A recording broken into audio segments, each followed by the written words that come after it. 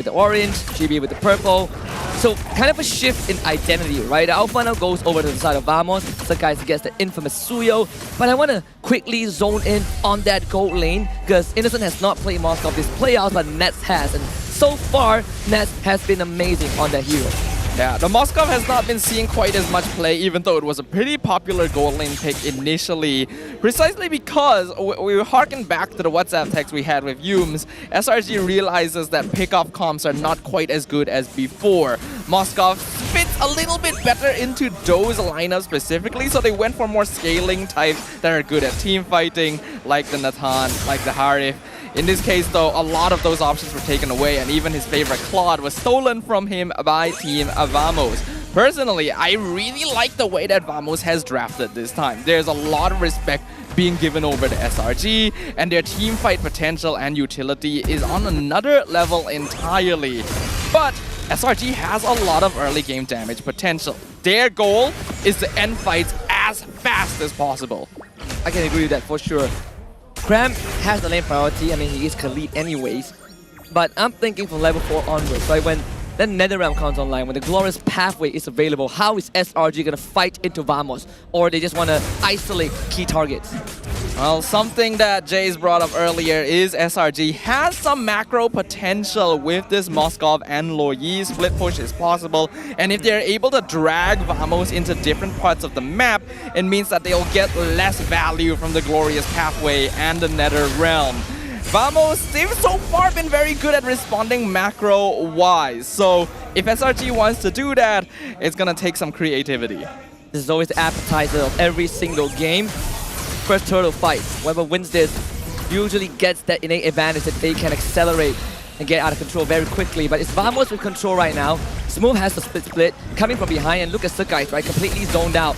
They need to find a way in, and Yums will start it off the occasion. Initiated by SRG, NetherRealm as a response from Waller. Revitalize, first blood for Crab. Yums flicker to safety. Sakai will keep on going. It's going to be 2-for-1 so far in favor of SRG, but Vamos can continue this. It's going to be an attempt to save. Crab could not get out. Stormy fails to escort him to safety, but in the end, it's SRG coming out with 3. Kind of awkward there, because Cram actually flickered too far, and Smooth almost pulled him back into the diversion, but the timing just so happened to work out, and Cram still survived. SRG, they were able to burst down the extra HP from the NetherRealm quick enough to actually take control of that fight, since Vamos doesn't quite have enough items yet to really take advantage of their team fight composition. That's gonna give them a bit of a lead early on, but they need to hold on to this, or Team Vamos will scale up to become quite scary mid-game. Good news is that Innocent is winning lane in terms of XP. Definitely put some pressure on Nets and even forced out the sprint, so another 40 seconds without that ability. I mean, talk about that early game damage. We saw that in the first turtle fight. Vamos, they need to help out Ness a little bit, right? Alleviate pressure, but Ness is just not getting the space. And the invasion of the jungle causes GB's second death.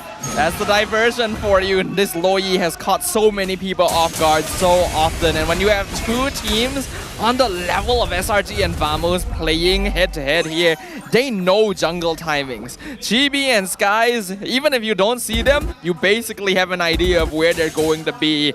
And that means that Stormy's positioning has to be kept track of. And Ness will have to commit the blazing duets, or to thin out the wave and prevent SRG from shaving off the gold plating. Go back to a standstill a bit. SRG holding a near 2k gold advantage at this point, but is it fair to say that priority on the map so far is on the Red Giant side? Definitely. Right now, with the diversion being played around and them holding pretty well in the mid and gold lane, Team Vamos will have a bit more difficulty identifying areas that they can try to puncture. Trying to put a hole in Smooth, but he is glue, so he's gonna stick himself back for sure. Yums gets gone on, but has a way to disengage. It's all about prepping for the second turtle fight. Diversion right on top of Warlord. Just spotted the timing. Zorn will have the power to revitalize, turns around the Glorious Pathway to get Chibi in. Good disengage from SRG and a re-engage, but unfortunately they lose Stormy. SOD connects, Innocent shows up, gets the pin on the Zorn, and SRG, they are the ones who start the fight, and they are the ones who end it. Fortunately for Vamos, they can't keep on going. That was initially not so good for SRG because the diversion placement was not so good. They found the person they wanted least, which was Zorn. And the Glorious Pathway placement was great. However, SRG, they really know how to balance their cooldowns. They know how to rotate in and out of the team fight. And Innocent joining in was just a nail in the coffin. They have the DPS. And unfortunately, they lose Warlord at the cost of Yumes. Talk about a worthy trade. Glorious Pathway, Zorn wants to go on forward with Smooth coming back, but Stormy is about to take a grab right out of there. You ain't catching this magician. Very well played. Again, SRG, they're identifying what cost them game number 2 and are adjusting to deal with it. I really love what I'm seeing right now. There is evolution in thought processes during the game by the Selangor Red Giants and growth in terms of drafting from Team Vamos. Unfortunately, the latter a little bit behind right now, but not by that much. 2K is still workable at the 6-minute mark. They just gotta make sure that this goal lead doesn't expand too much further. You're a numbers guy, right? How much does Retribution do at, let's say, level 9? I don't think I'm that good. But I can tell you that the Tap Soul Sever plus Quell the Evil deals almost 1.6k damage. Because that guy took the turtle without any retribution. And we saw that combo come right out, right? No buffer needed. There's a reason why many people consider Suyo to just be unbeatable in retribution battles. The percentage damage is too much. Ness gets pinned. It's going to be believed the way Yumes actually misses the onwards, and Chibi brings him down to the turret. As a means to disengage, Glorious Pathway gets light down, but Chibi needs the help of multiple ultimates. Even the Nether Realm is committed. And Vamos is all about surviving, and for now, they do. Now, throughout this playoffs, I have personally been complaining about the lack of Edith we've been seeing. And Smooth putting it, Yumes putting it on display here is really demonstrating why I've been so frustrated. This hero has so much utility, so much potential, and the damage coming out from Primal Wrath is just contributing even more to SRG's overall DPS. Team Vamos, they're facing a similar issue to what SRG was encountering in Game 1. They're not actually surviving the damage despite their sustain. Yeah, it's pretty surprising, right? Oh, here comes the gang. Where's Chibi? Separate Chibi. Who is Chibi? Where is Chibi? How is Chibi? The answer is he's dead. Smooth with the split trying to get away, but they're gonna chase him down. Smooth gets out with his life, but third turtle on the board. Everyone always asking where is Chibi.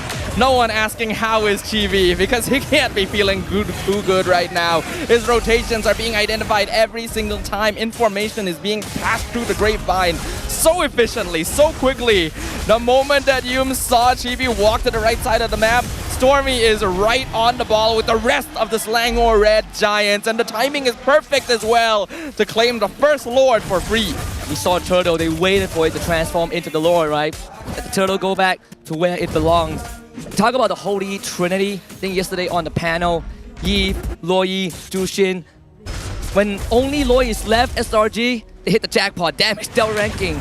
So guys, in the lead, followed by Cram and Stormy. Skies has done 10,000 more damage than the second place member, which is Cram.